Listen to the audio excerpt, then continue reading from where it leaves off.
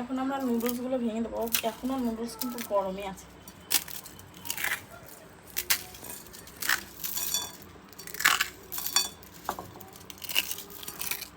এখন এর মধ্যে দিয়ে দেবো সামান্য পরিমাণে লবণ, দিয়ে দেবো সরিষার তেল। এখন সুন্দরভাবে মেখে নেব।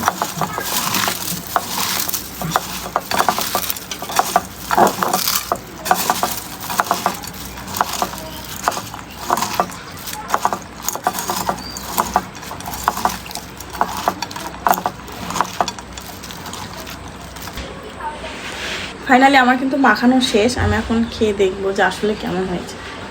বিসমিল্লাহ।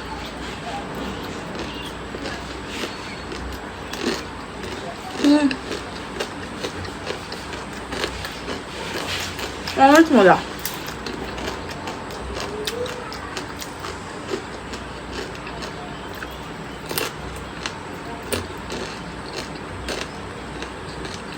যখন স্বাদ হয়েছে কি বলবো। আপনারা একদিন এভাবে অবশ্যই বাসায় ট্রাই করে দেখবেন। চানাচুরের থেকে বেশি মজা লাগে। এখন খেয়ে নেই আগে।